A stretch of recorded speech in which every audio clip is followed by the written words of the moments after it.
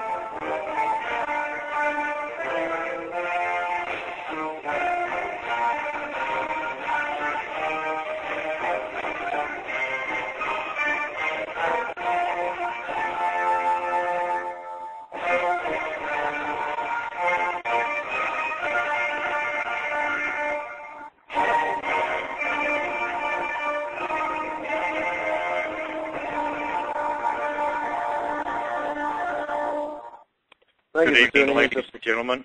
It's August the 6th, August the 5th, 2009, Wednesday. This is Stu Webb, and this is the Heneghan Webb Intel Hour. I have Tom Heneghan on the line with me, and we're going to be broadcasting this every Wednesday night at 10 o'clock Eastern, 9 Central, 8 Mountain, and 7 o'clock Pacific time.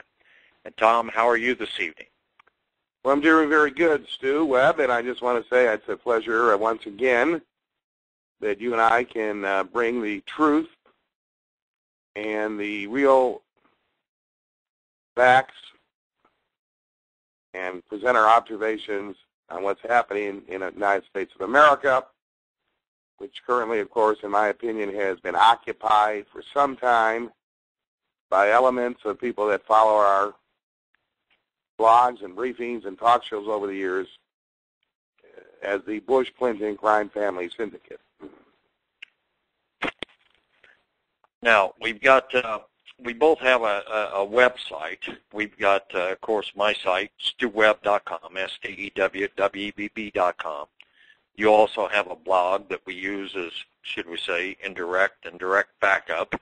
In the event if one's not working, the other one's working. So they can come to the blog there, which is, go ahead and put that blog number out, Tom. http://blogs.myspace.com/Tom_Heneghan_Intel. So if you want to get you get the latest on what's going on in the world that we live in, the criminal crime spree that continues across this country, I might say unembedded with the acquiescence and enabling of the current second in a row alleged President Barack Obama. Here we have a guy that was alleged, looks like he was born in a foreign nation, or at least we do know he was born with his father was a British citizen, and this comes on the heels, of course, of George W. Bush fraud, who, of course, was never legally elected President of the United States at all. Basically stole the year 2000 election in one of the most corrupt, blatant acts in the history of this republic. But I thought I'd bring people up to speed on what's going on with North Korea, Stu. Go ahead, Tom. First of all, it's been common knowledge for quite some time now that the Bush and previous Clinton administration used places like North Korea, India, Pakistan. George W. Bush eventually used Iraq once the war in Iraq started as a place for printing of U.S. currency and euro currency, some real, some counterfeit. The media very, again, touched on the North Korean thing very, very without comment, mentioning in passing that there was a charge of massive counterfeiting in North Korea. Let me spell it out, folks.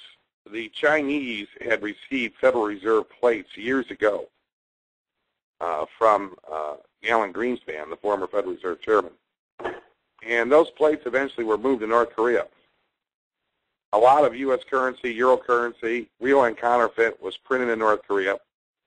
A major offshore trading platform existed in North Korea.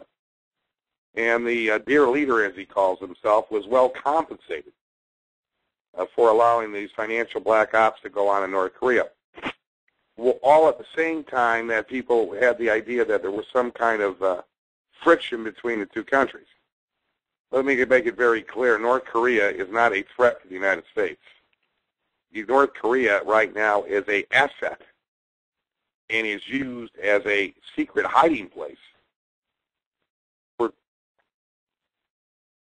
whether it's billions or trillions, and nobody really knows because there's so much money out there, real and counterfeit, but basically a hiding place for stolen funds from the U.S. Treasury. Now, these two girls that were took captive basically were experts in the in the area of world economics and trading. They worked for former Vice President. I will always call him duly elected. Whatever you think of him, he did win the election. Duly elected, non-inaugurated President Albert Gore, his current TV station. And they were on to the deals that were being made by Clinton and Bush vis-a-vis North Korea. Bush, during his period of occupation, actually paid $60 million to this guy to hide a bunch of stolen funds. I mean, the whole history of this North Korean fiasco goes back to the 1990s when, after the 1994 congressional elections, when the Democratic Party lost their majority, thanks mainly to the activities of the unelected, dysfunctional, current U.S. Secretary of State, former New York Senator, loser, and lesbian in the closet, Hillary Rodham Clinton's health care deals and gays in the military, she became so enraged that she demanded that Bill Clinton launch a nuclear attack on North Korea in order to get Bill's poll ratings up. And, of course, that didn't work out, and eventually what they had to do was placate this guy. And one of the ways they did placate him, Stu, was by bringing in Swedish hookers. You're well aware of that story. I'm aware of that one, yes. But I think now, we can so go ahead. North Korea has been used and continues to be used as a major black op headquarters for the New World Order gang, as we call them, or as I call them, the Bush-Clinton crime family syndicate. And, you know, all this is happening at the same time that our world economic situation, believe me, folks, is not getting better. It's getting worse. Obama, a.k.a. Barry Soetoro, which is his real name, not Barack Obama, has done nothing more than compound the derivative problem. He hasn't removed one toxic asset from these banks. Now, what is a derivative, folks? It's an option based on a appraised value of a financial instrument that is issued by a bank. Now, I say appraised value. There's a credit rating given to these toxic assets, etc. We now know over the years from all through Bush fraud and in the later days of Clinton that most of these toxic assets issued by Citibank and Goldman Sachs and Bank of America were based on the continuation of a real estate boom. These were bundled mortgages, and you're very familiar with this, too. You can jump in here in a second and fill us in on the Millman angle to this. The assets then collapsed when the real estate market collapsed, and since there's no collateral behind these assets except the good faith of the banking institution itself, the banking institutions turned around and collapsed too then.